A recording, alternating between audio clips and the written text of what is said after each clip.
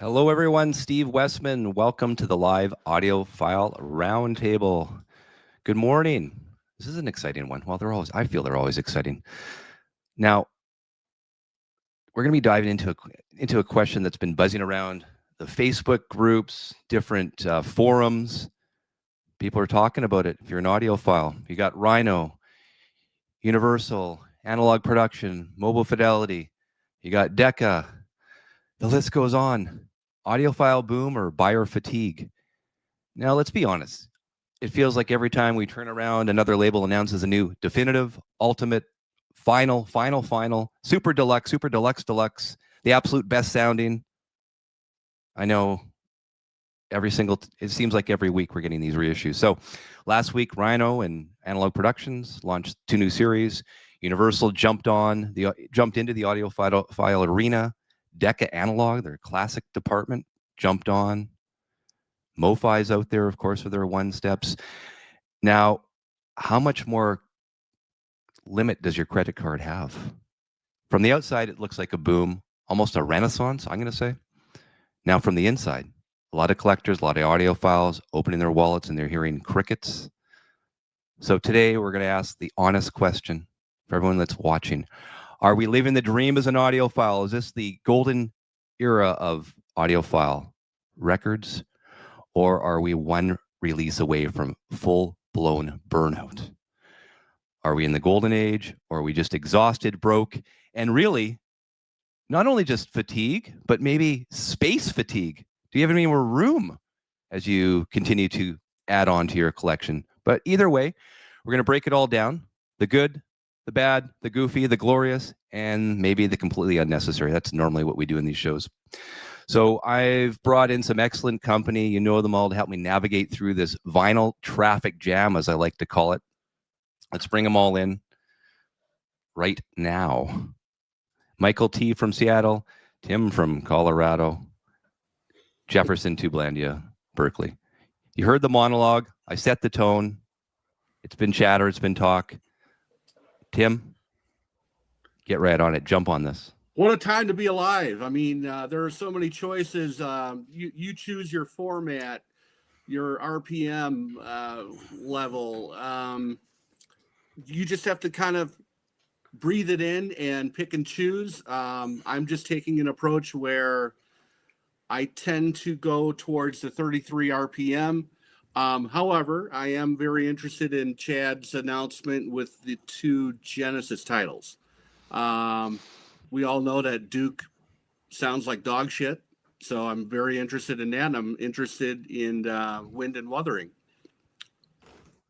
And I'm just going to kind of let it wash over us and just kind of pick and choose as the announcements come. And, this is a third world issue. This is a niche community. That's my 3 cents for the moment. So I'm hearing from you. Keep it coming. I'll pick what I want. Yeah. I'll spend my money how it is. No one has a gun to my head. Bring it on. This is the golden age. I'm loving it. That's Tim from University of Vinyl. Did I hear that right?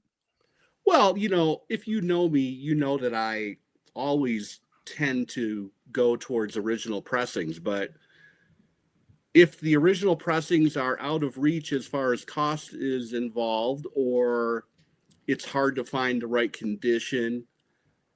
I mean, for instance, hopefully it has the banana, right? This is a 45th anniversary, nicely well done, 180 gram. But I am curious to see what is it, Joe Nino Hearns.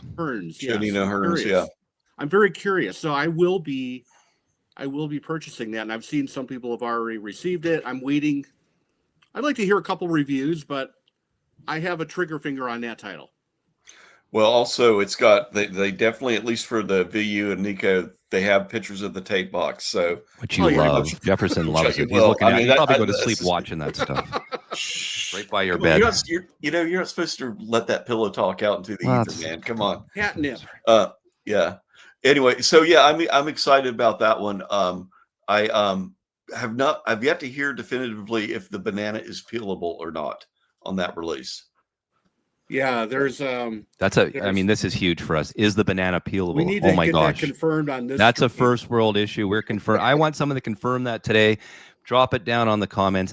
Can we peel the banana on the new universal audio file? Because or vinyl file. It's called vinyl it file. may end up like that. I always screw up that title. I don't like the name of it. I don't like the spelling either. Wow. It's tough for me. I was thinking this, the only one that's not in the game right now. So we've got Mobile Fidelity, we've got Analog Productions, Rhino, Decca Analog. The list goes on. How about this? Sony Hi-Fi. Let's do it. What do you think? Yeah. That would be as simple. That would be as simple as them just getting a lathe in New York where they have their facility. Yeah, but they'll just use the DSD, won't they? Well, they wouldn't have to. The tape's right there. No. So Sony Hi-Fi. Let's get into it. There it is. I think just leave it like that. Don't keep it really simple. Banana is peelable, so we have it confirmed. Oh my gosh, this is huge. Hang on. Is that been on? Is it on the comments? Oh, here it is. Multiple people are confirming. Look at this. This is breaking news here on the Audiophile Roundtable. The banana for Velvet Underground is peelable. I can wow, sleep tonight. I can sleep as well. Thank you. Phew. And someone on the Steve Hoffman forums confirmed it too. So we're fine. My God. Thanks. Jefferson, thoughts? More thoughts? Yeah. It's for me, it's a little overwhelming, but like I've said more than a couple times now, I'm really trying to slow down and not be such a completist and focus on clean originals. Emphasis on clean. They're hard to find clean, but they're out there. As far as the Universal, there are two titles I'm excited about. The band Northern Lights, Southern Cross, and the VU. I want that one. Exodus. I mean, it's like, do we need another? Hold on. 45, 33, 30, definitive, deluxe, small speed in a big box, and big speed in a small box. And that goes back to my classes full of boxes and UHQR. There's a MOFI, and then I didn't find the OG in time. There's an Abbey Road one as well, or a Miles Show one. So that goes to my point about fatigue. Like, I mean, you're more of a completist, so you're like, oh, I got to have all the Exodus. So that's probably your own decision to buy all of them. That's exactly. And I pulled the trigger on all of them because they did the tape. So I always want to get the tape when it's available for artists that I care about, right? Because we have so little for tape right now, although cautiously optimistic that Rhino's going to keep it coming. I think they knocked it out of the park on those two releases that they did. But overall, yeah, and then the big announcement from New York, I guess it's a week ago now, with the Rhino 45s. Here, I'll put it up right now. What do you guys see that interests you? Paris, Texas, for sure. 100%. Montrose. Yeah, me too. I'm buying the Montrose too. I will too. And then the rest of it, maybe the Little Feet. What about the Genesis titles? I'm doing Ramones too. Oh yeah, Ramones, me too. I'm a Peter Gabriel era purist for the most part. Okay. But Duke I love. That's a good point. I'll probably get Duke. Well, Tim's going for Duke, I'm sure. Probably both of them, right, Tim? I'm going to go for both. I've got both UK Wind and Wutherings. This is actually nice. That's actually a repress, and I have the OG. You know, they sound pretty good, but I'm curious to have them stretched out. There's a lot of music on a 133 RPM. That's where I would make an exception, something like that. So let's back it up a bit. So 45 RPM fatigue. Does it have to be 45?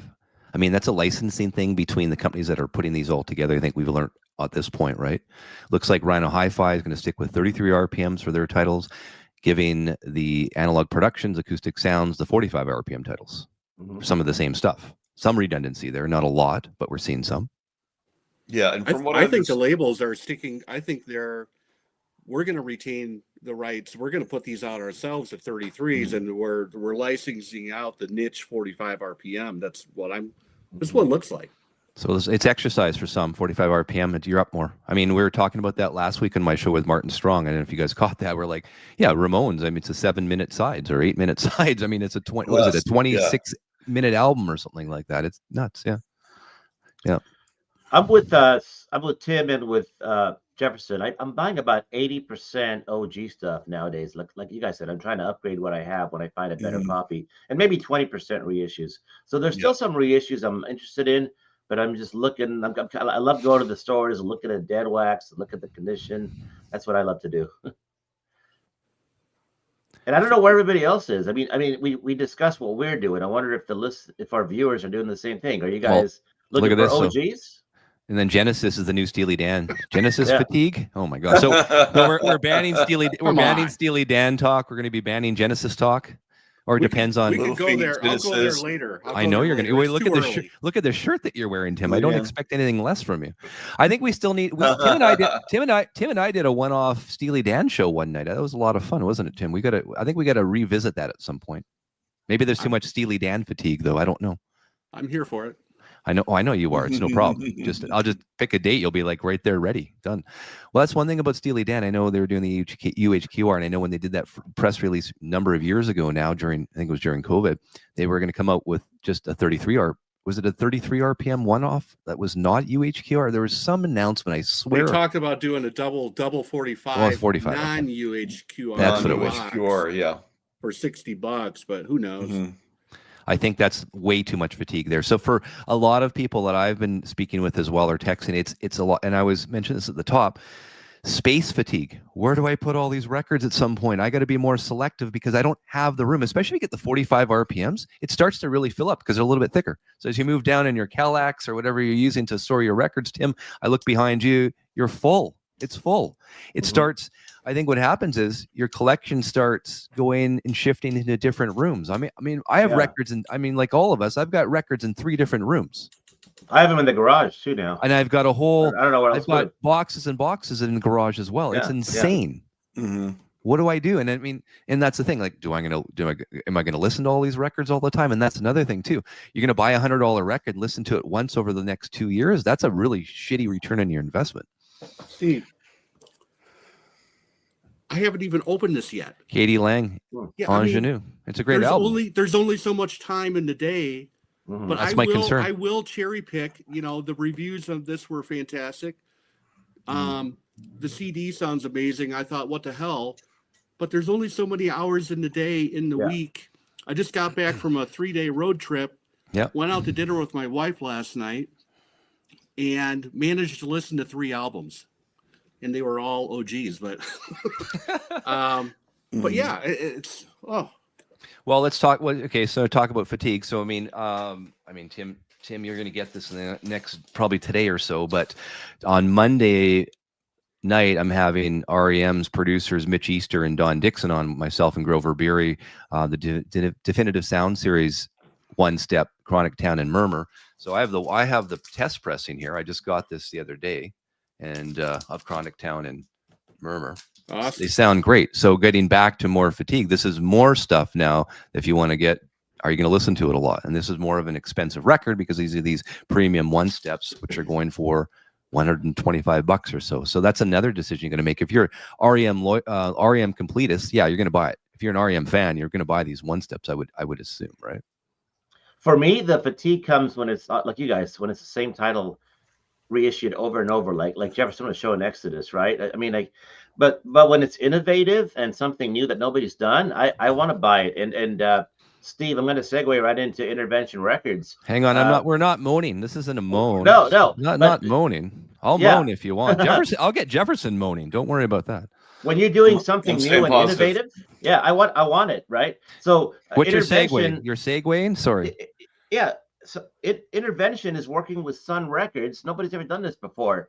They've done Iron Mountain. They've gotten the actual single reels. They've compiled it into an A side, B side master tape, and they're issuing them at 45 RPM on a single record, a mono. So the two are Johnny Cash and Carl Perkins, and nobody's ever done this before. So that's on the Intervention Records store right now. Kevin Gray, played it at RTI, pressed at Gotta Groove. So that's what I'm talking about. That kind of stuff I get excited about. That Johnny Cash has some big songs on it. Yeah, this is a good album. This is 45 RPM, and so the guys that don't want to get up, this is one record, the whole album. So it's not bad. And the Carl Perkins was announced about a month ago, yeah, and the Johnny Cash was announced just 2 days ago. Well, Rick's Just buy it if you want to get it. And the Johnny Cash has some really big titles on it. Some really famous songs from Folsom Prison Blues, I believe, is on there. Yeah, I think if the major fatigue will come if we get another Miles kind of blue. That will, I think people will be jumping out their windows. Well, we had one 3 weeks ago when Chad just reissued it again. Remember? Speed corrected. Yes. Okay.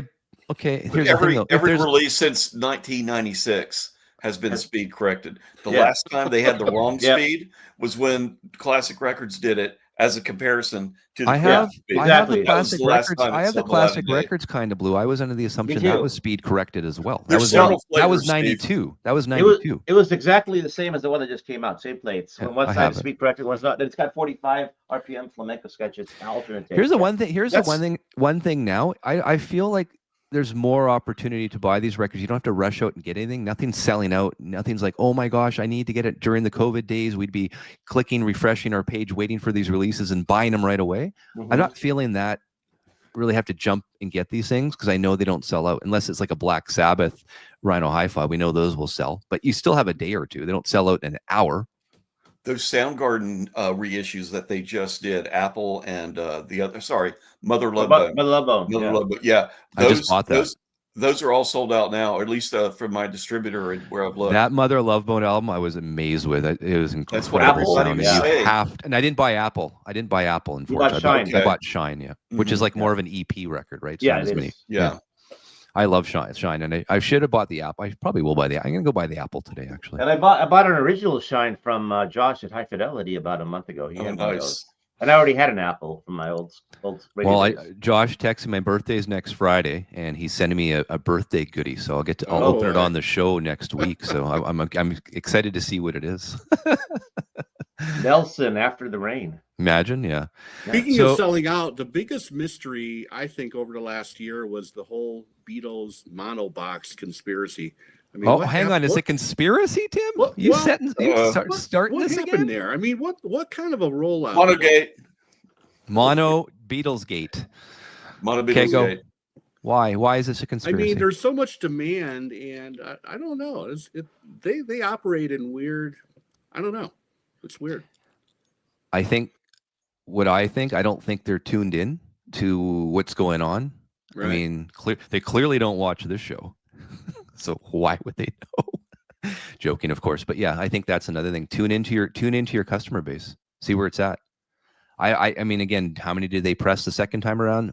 10,000? I bet you 10,000. That's my guess. It would make sense. I never heard an official number. Well, just think about this, right? Just because we know when Black Sabbath sold their, Rhino sold the self-titled Black Sabbath, that was 5,000. That was sold in 3 days, and then they sold Buckingham Nicks in one day or 2 days. That was 5,000. That's unbelievable. So think about that. The Beatles, bigger mass market, they sold out the mono boxes in 1 day, I believe. I think Mazzy and I did a live show the day it was still actually selling on the website, and as we were doing the show, it actually sold out. So I think it was a 1 day thing. You remember that? Yeah. So that was a one day thing. So that would lead me to believe it's about 10,000 records they sold, just based on the volume. So those are the kind of experiences that will make, a secret think tank, in a boardroom come up with Vinylophile. I can't even Vinylophile, and I can't spell it. I can't even spell it because it's LP. It's hard for me. But yeah, someone just said only made 5,000 this time. I think it was 10,000. I mean, no one will know. We don't know. Just like we don't know how many mono boxes were made in 2014. Vickermania would know. He knows things. So 5,000. Stickermania 2853 thinks he might even know. He might have the horse's mouth in his back pocket. But we'll see. But yeah, they'll make more. I mean, they can use the plates again. They have them. And it's interesting, too, because for years, I was told by really good, reliable sources that they didn't have the plates any longer for the monobox. So don't believe everything you hear. So audiophile boom or buyer fatigue. I am more concerned with space fatigue. I'm fatigued with finding where I'm going to put some of this stuff. And I got to be careful, too, because can you listen to all these records? We look behind us. All of us have all these records. And Tim made a good point. He banged out 3 records over, what, last night or the night before, but that's not every single night. You got a job, you got a family, we got things to do. So it gets tougher and tougher as we have more things to do. So I don't know. It's going to be one of those things. You got to be selective and stick to a budget as well. I really, truly think that. And nothing's going to be sold out, really. I mean, a few things here or there, and they make more. They clearly do. Might take 10 years, like the Beatles monobox. But I'm worried about fatigue. I'm worried about space. That's my big thing. And then the 45 RPM debate will always be there. But the FOMO's gone. Jefferson, no more FOMO? You're fine with it? Yeah, I'm pretty FOMO'd out. Unless there's a tape release, I'll be all over those. But that's kind of it. Although I will say, with this recent release from with these Rhino 45, really excited about Paris, Texas. And I remember emailing Chad.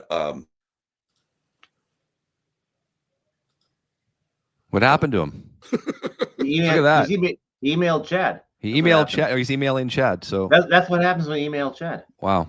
Look at that. Look at that. That's it. He's got too much electricity going on, and it's shorted out his Wi-Fi. I don't know.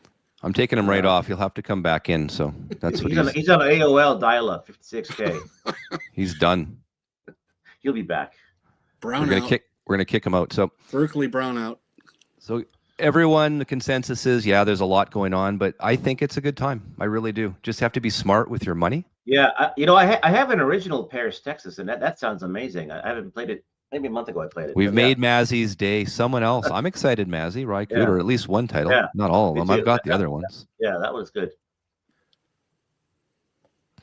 Someone mentioned, Steve, clear out the canned goods. Kitchen cupboards are yeah, my wife would love that. I think we're all leaking into other rooms already. So no, can't do that. Oh, TubeLandia, Jefferson's back. Let's see if he's still. What happened there? I think I'm out in my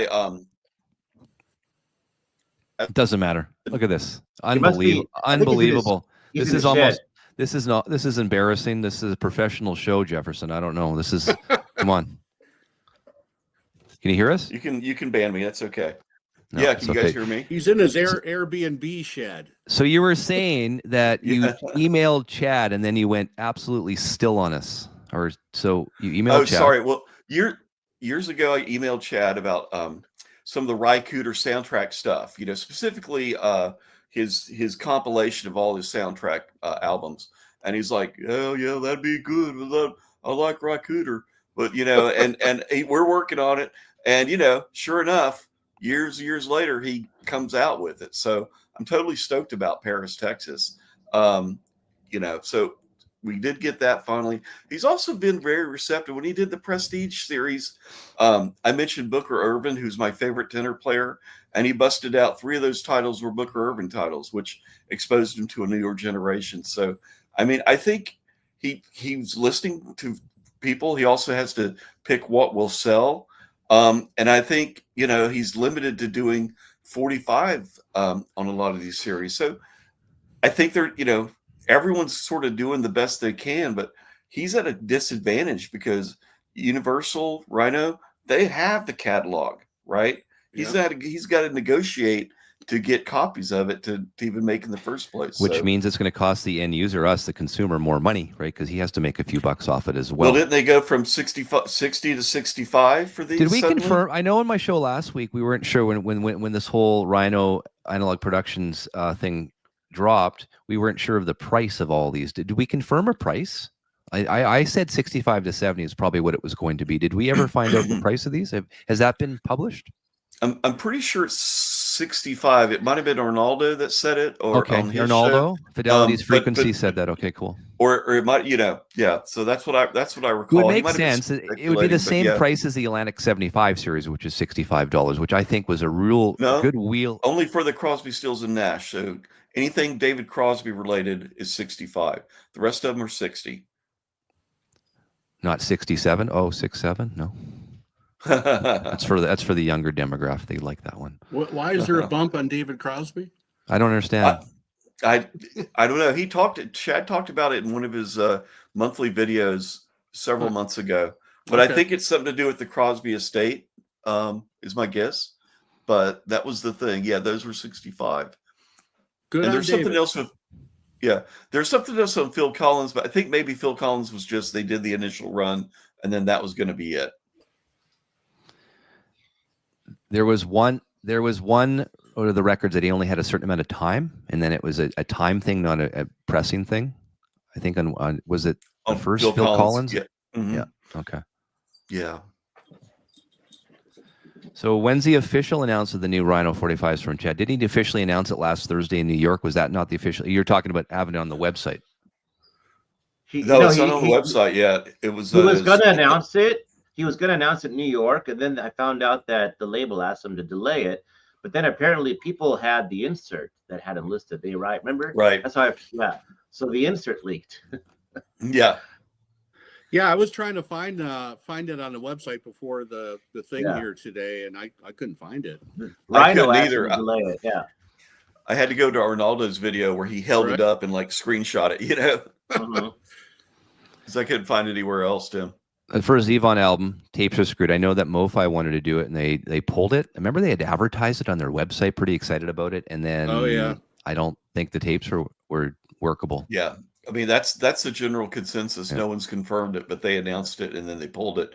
But the good news about that is that the originals sound fabulous, and they're still very plentiful for $20, $25. So you know, that's not as much of a tragedy as it could have been. So pre-order for R.E.M, like I was mentioning, I'm doing a show with the producers Mitch Easter and Don Dixon on Monday at 7:00 Pacific Standard Time. On Wednesday, there'll be pre-orders up for that record, for the One Step. Someone was asking. Anyone going to buy it? Tim? I mean, I don't know if the cat's out of the bag, but if I had to buy it, I would definitely. Yeah, it would be an instant buy for me. I was shopping yesterday. I had a 3-hour drive to get home, and I managed to stop somewhere where there's a couple of shops that I like on the way home, but I don't get to very often. And they had the Chronic Town Gargoyle in there. And I had, this shop has got a little punch card, buy 10 records, you get $10 off. And I was at 10. And they had $75 on this thing, which I thought was a little high, but I almost pulled the trigger on it with the $10 discount. But I ended up buying something else that I might talk about later. And I was very tempted by another thing that I put on Instagram. But dude, that was bait and switch. Come on now. How much were they asking for it anyway? So I was in the shop, and they had a sealed Led Zeppelin 2 catalog 8236, and I took a couple good photos of it. They wanted $70 for it, and I'm like, what the fuck? This is a sealed Led Zeppelin 2 with catalog 8236, and I'm like, what's going on here? There's no barcode, and it looked a little weathered, and I can't remember who it was. DJ Allen said, that shade of brown is a little darker. It's most likely in early to mid 70s before they did the catalog number change. And I was tempted at first. I'm like, oh my God, what if this is an RL for $70? But I let it lay there. Well, the consensus is that darker brown is not an RL. And then the other consensus is that once you see the gold sticker, those are not RLs either. Oh, but the gold record award or whatever. Yeah. But I just found one in the wild less than a year ago that had the gold stamp, but it was a RL, right? And I got it out of the shop for $35. Might have been Frankenstein cover. Who knows? That's kind of my consensus that everyone seems to think it's Frankenstein. I'm just saying I found one in the wild in that configuration. So as Pimental says, always look in the dead wax if you can. Sealed. Yeah. You never know. Someone was asking anything new in the Atlantic Deja Vu side. Do we know anything? Good question. I wish Bob Ludwig did a okay just to ask Bob podcast. I know Bob retired like 3 years ago. Bob retired a couple of years ago. I tried And getting he never wanted to do interviews, right, Steve? I tried. I really Right. did. I think lots of people tried. It wasn't just me. Yeah, he was just done. Yeah. But I the just good news scolded about Jefferson for going away. Well, my dog was here. He wanted to go outside. That's what happened. Yeah, little bit mine was different. a technical issue. Yeah, mine was just, oh my gosh, I had to go. He's like right there. Did I scold you? That's fine. I can scold. I'm allowed to scold you. It's okay. That's okay. Okay, yeah, so I've you guys brought some skin. pics. You got very thick skin. You're from Berkeley. What did you bring today? I want to show the folks some stuff that we're listening to right now. And Michael, I know you always have some fun stuff and some different stuff. So you go. Let me see. Well, I recently found. Let me think. I'll start with this. I recently found a French 12-inch single from the Stones. It's got Miss You on one side and Faraway Eyes on the other. This sounds fantastic. And yeah, red vinyl, original. Yeah, this is really cool. What year is that, Michael? It was when the album came out. Was that 77? It's an original. Yeah, I paid about $10 for it, I think. This sounds really, really good. So I thought I'd show that. Miss You is an 8-minute mix, extended, from the Stones. What else do I have? Let's see. Oh, I can't remember if I ever talked about this. About 2 months ago, the French band R.E.M did a reissue of The Virgin Suicide. This is an awesome soundtrack. I don't know if you guys know it or not. And what the reissue, so what they did, they went back. The album was originally made before they became famous, before Moon Safari came out. And they just mixed it on a home system. So they went back to the original mixes and they mixed them to analog tape. And they cut the lacquers for this straight from the analog tape. And it's like reference quality, amazing, if you like the French band R.E.M. And I also buy, a couple more things I bought recently. The Chris Isaak Forever Blue reissue. I was kind of leery about this, if I was going to buy it or not on Sun. This is cut by Scott Hull at Masterdisc. So sounds fantastic. If you're so that would be a digital cut, so everyone knows. Yeah, Scott Hull at Masterdisc cut this. Sounds amazing though. And I also buy new music. This is the new artist that recorded at Sound City. A guy from New York. His name is Somber. This is a great album if you're into newer stuff. It's called I Barely Know Her.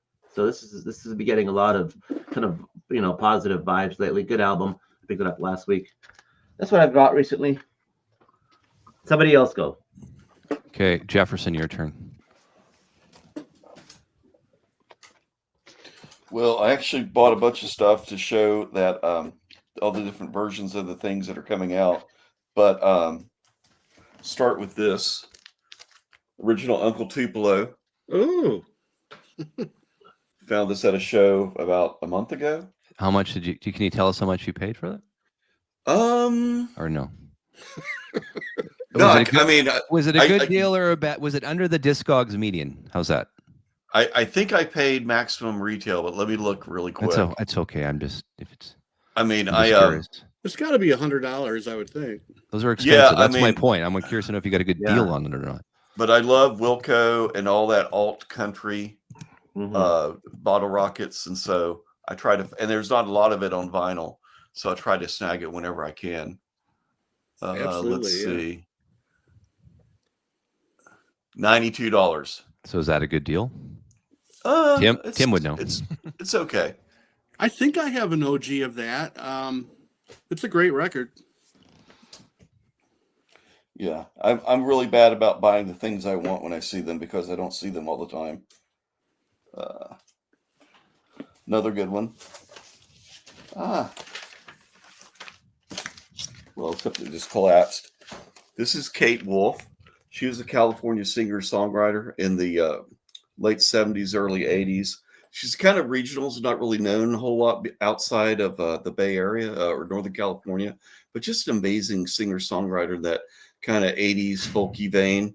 But what's cool about this, I found this at a swap for $2, right? Wow. And it's minty.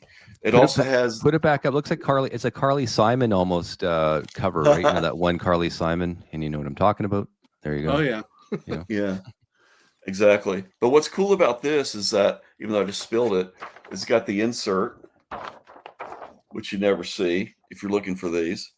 And then this nice little tidbit that came was this flyer for a show that she was doing in Nevada City, California. back in the day. So I just love finding little things like that in records. That's cool.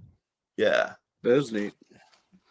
Yeah. So I'll let someone else go as that's grounds for more Hey, records. Steve, can Yeah. I clarify something? People in the comments are saying that Sound City is gone. It's not. Sound City is still around. Dave Grohl owns it. If you actually go on Facebook, there's a Sound City page, and I've actually bought a T-shirt from Sound City, and they mailed it directly to me from the studio. So Patrick Lear is saying, yes, Sound City's gone. Dave Grohl bought the they're, console. they're still alive. Yeah, They're alive. Artists are recording there. But what about this console thing? He bought the console, but the whole studio is open again. I think So there's Dave another Grohl owns console it. in there. No, Dave Grohl owns Sound City. Okay, so that's Yeah. it. He owns the studio or just the board that used to be I think he reopened the entire studio. Really? I thought he bought the board. Yeah. But I The don't board. Yeah. There's a movie about the board that got, and I thought it got shipped I have the up movie. to Seattle. Yeah. But Sound City is still around. Yeah. I don't know who owns it, though. Is it Dave Grohl? I wonder. I'm not sure. Like I said, I think he just bought the board. Yeah. Sorry, the other thing I got recently was really fun. This Rufus Thomas Funky Chicken mono white label promo. This is good Memphis funk. If you've never heard it, it's highly recommended. Tim. So, there's been a flood, like we're talking about today, and then you have these archival things that are coming out. The replacements are doing another package. So I picked up the Husker Du Numero group, and this is a lost 1985 live set that was at First Avenue in Minneapolis. It's a 2-record set, and there's a really nice, well-done book. These are pretty cool. These are like reproductions of the actual ticket stubs. And Husker Du, if you know the band, 1985, they were on fire. They had 2 releases, and then there was another one in January of 86. New Day Rising, Flip Your Wig, Candy Apple Gray, I think was the first. They got signed to Warner Brothers. Warner Brothers wanted to put out Flip Your Wig, and Husker Du said, well, we're going to keep this on SST. We think we owe them, blah, blah, blah. I don't have the first Numero group Husker Du box that came out several years ago. This is an archival live release, and it's spotty between one disc and the other disc. One disc actually sounds a little bit better, but it's a soundboard tape, and they were actually supposed to put this out like in 1986, and it got shelved for some reason. I think all the, negotiations and getting signed to Warner Brothers kind of put the thing on the back burner, but pretty cool that it's come out, and it's another $100. But that thing actually, I think they did 2 or 3 different. I've got the black vinyl. They did some kind of a splatter thing that sold out, and there's a bunch of people complaining online for good reason. Apparently it sold through, and they're not able to fulfill some things, and they're trying to appease these people and give them the black vinyl. But anyway, it's a pretty cool release. And then I have a couple. I'll just tell people. I'm sorry to bring it back to Steely Dan, but it was kind of a fun. It was going to happen. It's a fun story. So usually these days, if you're looking for a nice, clean copy of Asia, it would be nice to find the AB 1006, in my opinion. The later one is the AA. But, because of the varnished cover, this is not really picking it up that well. This thing is kind of beat, right? I bought this about a year ago because I was, of course, I've got about 6 copies of this stupid record. But I wanted that gold. But the cool thing about this is it's a Santa Maria pressing, and PB Thal has talked about this as well, Patrick. We think that the Santa Maria pressing is the best when we're talking about OG. Can I interrupt you right there? So the folks that don't know how to find that one, the dead wax, what are you looking for? What's the identifiers? You're looking for AB-1006. Now, sometimes the B will be scratched out and it'll be AA. The whole thing here is that the record label decided to up the price and they had to do a recut for some reason.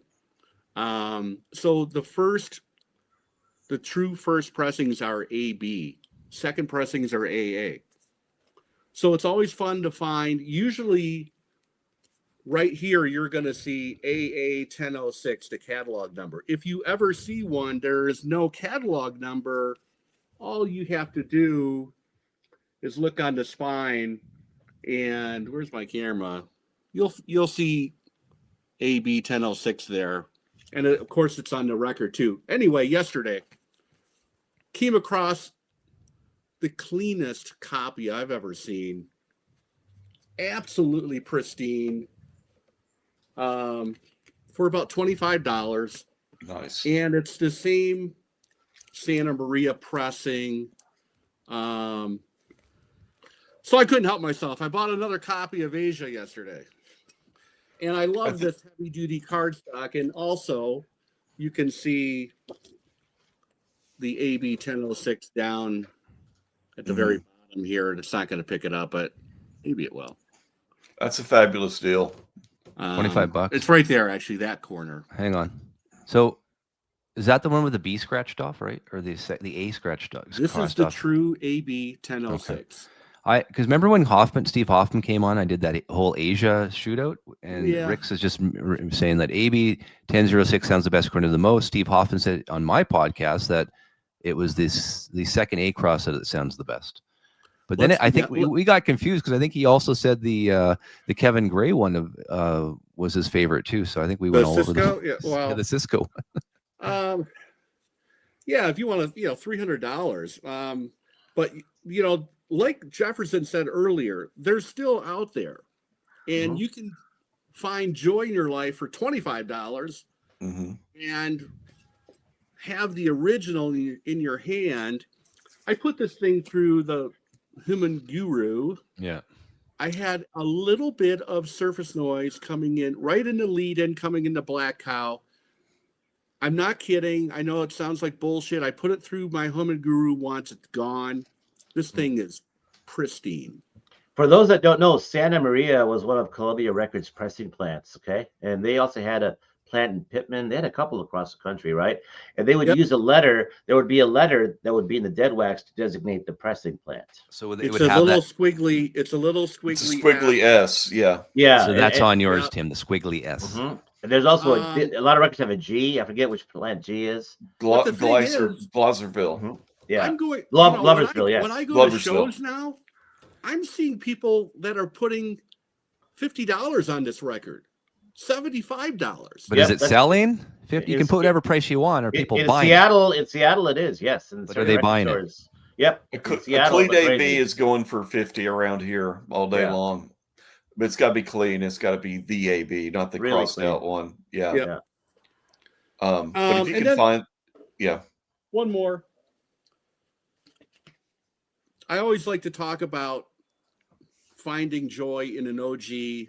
This is a $5 record. This guy is criminally underrated, Marshall Crenshaw. Yeah. And this is everybody talks about the debut. That's all anybody really thinks about. I think Mobile Fidelity did you're Crenshaw's. A Marshall Crenshaw head. Yeah. But this is a fantastic record, and you can find this for $5 all day long, and it's an incredible pressing. Yeah. I met him once in the late 80s when I worked in radio. He had a hit single called "You Should Have Been There." Remember that song? He's one of my favorite artists. I've seen him live a few times. I'm constantly peppering he does these show announcements on Facebook. I'm like, Colorado, WTF. Didn't he do something with the Smithereens too for a bit after Pat Denizio, the singer, died? I believe he was like kind of acting as the singer. Yeah, I remember that. Yeah. Anyway, that's all I have right now.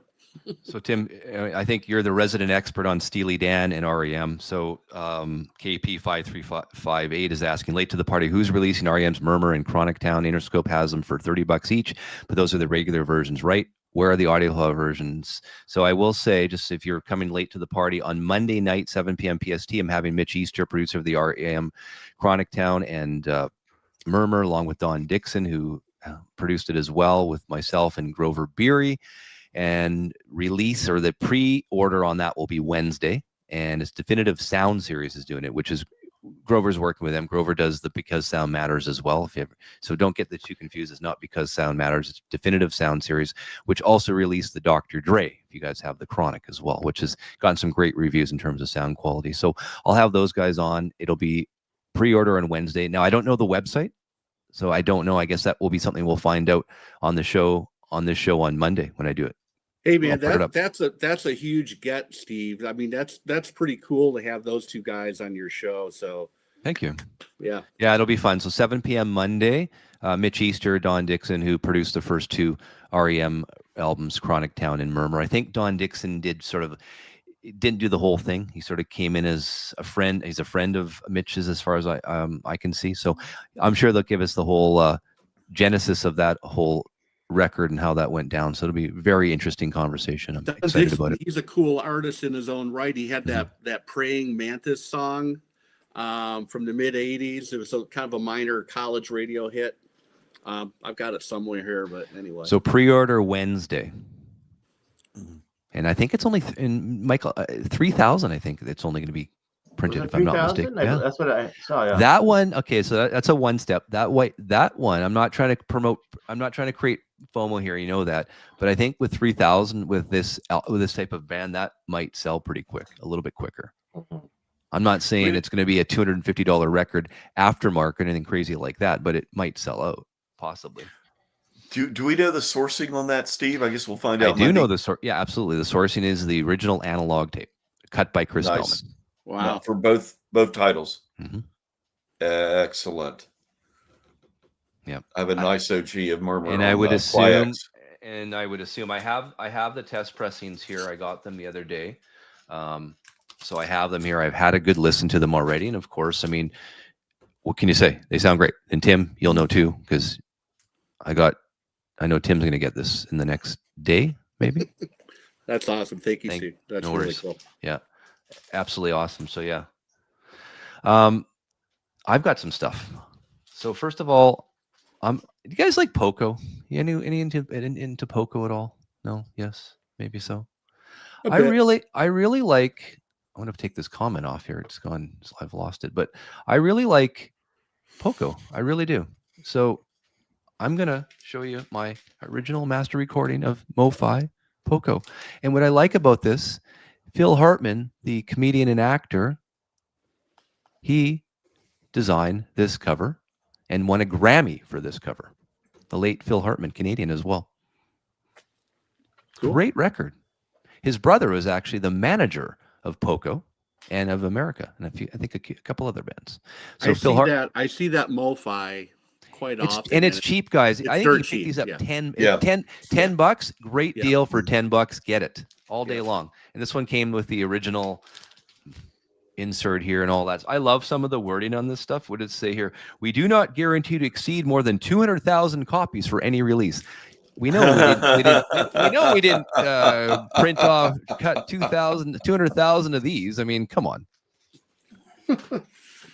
And I was going back to it, and my friend Philip Berman, he's the founder and executive producer for Gomet Records. Guys, and I can't express to you enough, and I'm saying this from the bottom of my heart, the Pepper Adams Quintet, this audiophile label for $50. Not only does it sound amazing, it's 45 RPM, cut by Bernie Grunman. It's the packaging. So it's what you're getting, the quality booklet as well here. And this is what, a 1957, I think it came out originally, this recording, but it's in detail. Nice. Incredible. And look at this, Jefferson. You'll appreciate this. The tape box and the tape machine and the console. I mean, you're getting everything. You get production notes. Yeah, and that was actually recorded at Radio Recorders. Amazing. And it sounds great. I'm a big Pepper Adams fan anyway. He's horribly $50. $50. Yep. So again, I mean, is this fatigue? This isn't duplication fatigue like we talked about a couple weeks ago on the show. Yeah. Is And just the Frank Sinatra Tone Poet, is that out now? So we can talk about Yesterday. that. It was out It came out yesterday. yesterday, yeah. Okay, I okay. haven't bought it yet. Are you guys going to buy that? I'm not a Sinatra guy. It was never I'm my gonna buy it. wheelhouse. Yeah. I'm gonna buy it. And that was the if first I see concept it, record. I'll buy it. Yeah.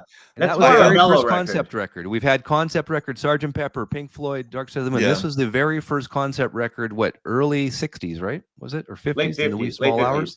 Late 50s, 57, 58. Yeah. Amazing. Because And by I the know- 60s, he was Reprise. That was And that was the Heartbreak album, right? Because he was married to, is it Jane Mansfield or whoever the actress was, or I don't know the whole history of that, but there was definitely a Heartbreak record. He put a lot of heart into that one. I'm gonna probably get that. I'm gonna wait for the reviews to come out and look and see what they say.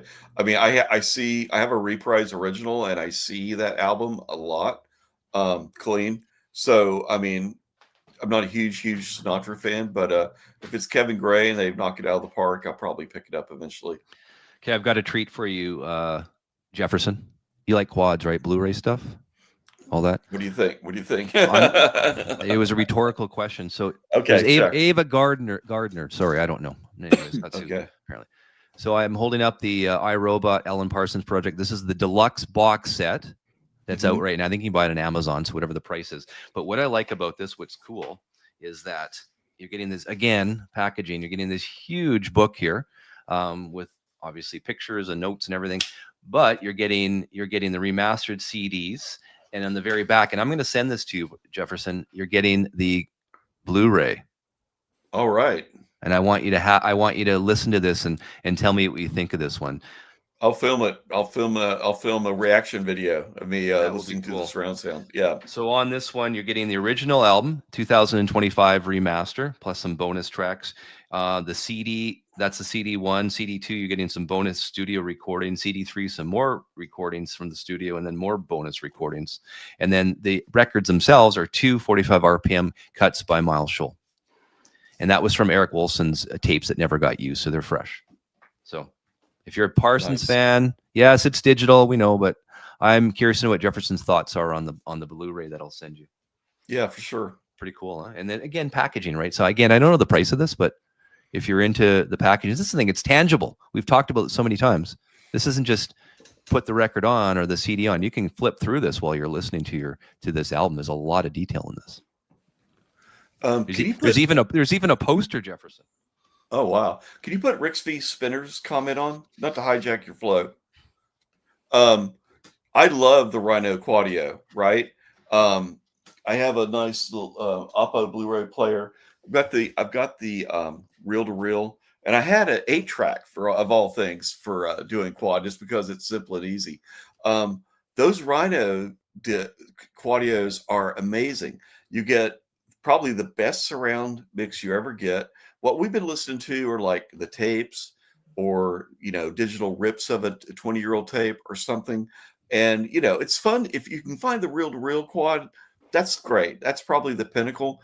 But these Blu-ray transfers of the original 4.0 reels are phenomenal. They're like $20 a piece. And, some of the titles are not so great. Some of them are, but, it's a nice touchstone into that quad area that gives you a sense of what it's about, and you can listen to it on any modern surround sound system. So in short, I love them, Brixby. And Jefferson, I know you have the reel to reel, so I want you to tell the folks about the one I'm going to hold up now. This is my Gillian Welsh. This is the Harrow and the Harvest. If you guys don't have this record, if you're an audiophile, you want an incredible sounding record. I don't know how much they're repressing it down the road for me at Paramount in Denver. Exactly. So is it the same plates? Like, this is my original, Jefferson. So this would be an all analog, right, from the master? Mm-hmm. Yeah, I think that was pressed at RTI, I believe, Steve. Great sounding record. But the new one is going to be pressed at Paramount. And they're also doing their Boots Volume 2 box set, which I have a copy, but they're reissuing it with the Paramount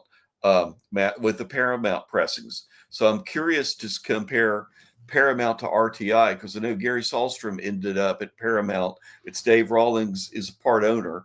So, I'm cautiously excited about an improvement in sound quality because I believe he recut them too. He has his own lathe. Yeah, well, that's cool, even better. But Dave Rollins really cares about sound, and when I talked to him at a show in Napa, he was just like we would just geeked out on the details. This is amazing. This sounds amazing. The detail on the dynamics of this record. He knows what he's doing. This is a must-have if you really want to. One of those. Hey, let's test my system today. Grab this record. Yeah. Jillian Welsh. They put out a new record maybe a year ago. That Woodland. I have that Studios, and that was done. That was done at Paramount. It's a really phenomenal. Sounds really good. I will say if you're even remotely interested in that Harrow and the Harvest, buy it now because they sell out regularly. So right? where do we buy that? Where would we from buy the this? Acony website? Their website, Acony. ACONY. Jefferson, can you put it in the comments, please? Yeah. The website for everyone. Yeah. Jefferson. One moment. If I'm not mistaken, he actually made reel-to-reels of that album too, didn't he? He did. That's why I asked Jefferson. Jefferson has it. I know how much he paid for it. It wasn't cheap. They were expensive because they didn't have a sub copy. They made it directly off the master. Right. Yeah. And Dave Rollins made every single copy of that. Right. Directly off the master. How many copies did he make of the reel-to-reel, Jefferson? I don't know the official number. I talked to a friend at Stoughton who did the boxes, and he said I want to say he did around 20 to 50 of them, but not much more than that. So, but it was expensive. It was over $1,000. No, it was 700. 700. Okay. I mean, it's expensive as shit. Don't get me wrong. This record $700 reel to reel. Yeah, but it was made by Dave. Directly from his tape. That's why. Yes. And Dave also went the extra mile and sent me a calibration tape with the tones that matched from his exact machine. Okay. There's also an art print in it. It's also super deluxe packaging. I mean, it is a premium quality product. And yeah, 700 is a lot of money. But some of the other things, like some of the Hemiola stuff from France, and some of those jazz with the pawn shop, some of those tapes are 1,000 and more, or 1,500. Yeah. I mean, there's that one, I can't remember the company that's doing it, but there's like Bill Evans at the Village Gate 1 and 2, right? It's one album. There's tape 1 and tape 2, but those guys are charging 700 for each tape, right? So, I mean, yes, it's expensive, but sometimes these tapes can get astronomical. I can't afford it. I'm very, very discerning about what I spend money on tape wise. So yeah, I was blown away by that one. That's test my system. I'm going to get at my let's see Harrow. That's for sure. Jake and all asked, are they IEC or NAB? They're IEC, and essentially anything done as a commercial reel-to-reel release is being done at IEC. So Steve, I just tried to post the link to Acony and I got an error message. Yeah, I think I can only post it as well. So okay, I'll text it to you. Yeah, YouTube is finicky with the links. I've noticed that too. I've tried it before too. Oh, what is it? Tell me what a www. Then how do you spell it? ACONY.com.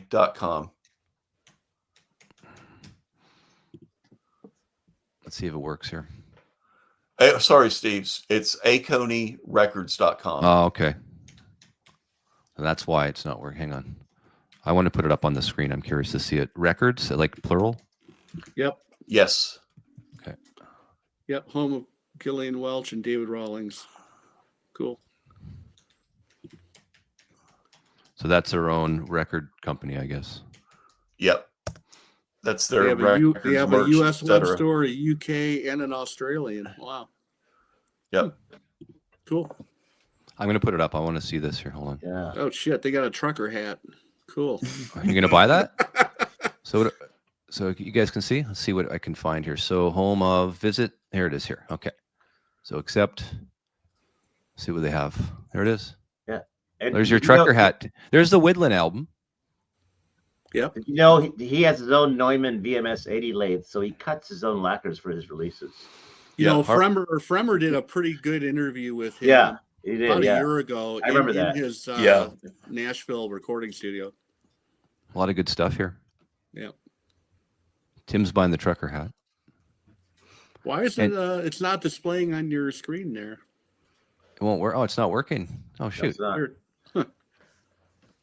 That's annoying. Oh well. Try it again. I want to show everyone. It's really interesting. Hang on. See if this works again. Yeah, it didn't work at all. I didn't see anything. How's that? Michael, what's that amp you have there on your shelf? Is there an amp? Can you see it now? Yeah, there's the trucker hat. Yeah, Tim's getting that one. that Woodland Studios is a great record. Yeah, I have that record too. The blue one is really good too. I don't have it, but I know Soul somebody Journey. just played it for Yeah. me. That's a really good album too. I've listened to that too. That came out before the Harrow and the Harvest, I believe. Cool. And Jefferson's typing away. You can hear him. That's for sure. Okay, I so was asking, answering Leland's comment about Den Bosch. Okay, thanks. I have one here. Are you guys into the replacements at all? I think Tim mentioned something about the replacements. So Yeah. I got this. When did this come out? This was a 2023. This is the Let It Bleed edition, the Tim Let It Bleed edition with the remix. This Yeah, I is have crazy. This is crazy good. I have that. Yeah. And again, it's about packaging as well, right? You're getting this pretty cool booklet here. CDs, disc 1 of Tim, the Stasium mix, and then disc 2, the Tim 2023 remaster, and then some unreleased stuff, and then you get an LP too that's been all remixed. Just so you know, I didn't want to spring for all that, but they have they broke out the vinyl on, I think it was on Record Store Day. You can get the vinyl just a standalone remix. So, fun fact: the replacements. I have an original of "Don't Tell a Soul," but there's a version. It was hard to find it, but Kevin Gray cut this at acoustic. Really? Yeah. Interesting. Yeah. Look at the little hype. Can you see the hype sticker? Oh my God. Yeah, hard to find that one, but yeah, Kevin Gray. It must have been 2009 or something. But nice sounding version. Yeah, this is what I saw them play live actually when this album came out. This show is dangerous. He was drunk. He'd be falling off the stage repeatedly. Oh yeah. Wow. We got Scott from Budapest. I mean, look at this. Yeah. All around the world watching us. That's cool. I don't know what time it is. What we Nationwide, need is worldwide. Paul Westerberg's solo titles to be redone. I don't know. He's kind of dysfunctional. He's kind of dropped out. I don't know what's going on there, but I wish he had a song on the single soundtrack. Steve, remember that? Oh yeah. Yeah. Dyslexic Heart. Yeah. Yeah.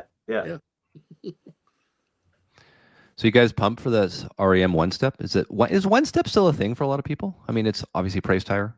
Depends who you ask, right? That's going on. I mean, I know it's all subjective. So really, if you want to spend $125 of your own money for it, go for it. I'm not going to. Either way, I don't know. Tim's going to go back to Ingenue. One steps necessarily. I just don't want a big box with them. Well, you know, if I get a one step, and I'm almost thinking do the one step. I mean, for the audiophile labels that are listening, do the one step, but let's just go back to what Atlantic 75 series is doing or has been doing. The Chad has been doing. Do it that way. Put 45 Easy records peasy. in, easy peasy, $65-$70. I mean, maybe I'm hypocritical because I was showing some great records here, like for instance Pepper Adams, but this is $50, but you're getting a lot of cool stuff for 50. You're not getting the same detail on these other premium albums for $125. So why not just axe some of the stuff? You just want to listen to the record. You can't listen to the cover anyways. I get it, and just put it in for a $70 record, $65 record. And that should be the going price. Just like those new Rhino 45s. We don't know the price yet, or I think we did $65-$70. I think that's a wheelhouse for a lot of people. Yeah, I think 65's pushing it. 60's probably what's been established at this point. But another great thing about that Pepper Adams is that you get all that content, you get that great book, and that's a lot more than you get in a one step. They're not making money off this. I mean, you get this big box in a one step, but you get, maybe a cardboard facsimile of the album jacket, maybe a fold out, but that's it. That's what I'm saying, Steve. And then with the UHQRs, you get, like, if you're lucky, you'll get a picture of the tape box, but not always. I'm not bitter.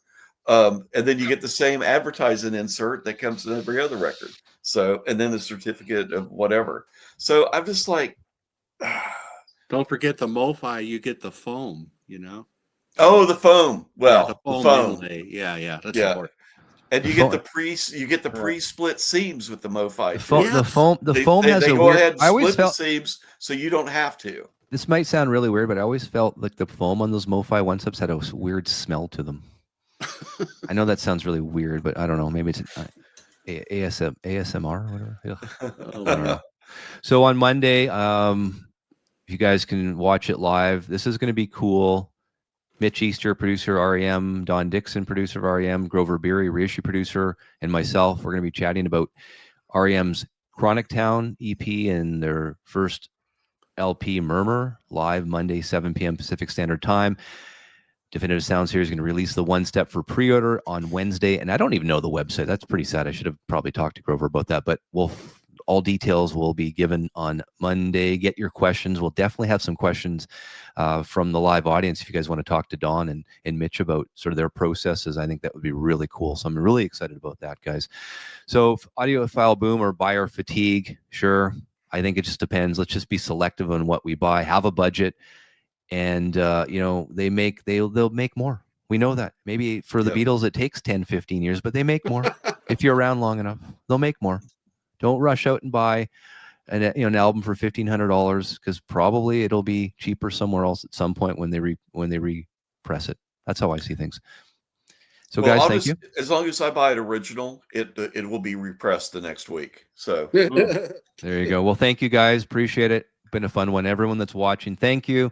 And excited about the Monday show with the producers of R.E.M. That's going to be wild. Have a great week or weekend. Bye, guys. Great week. Thank you. Bye-bye. Bye, guys. Have a good one.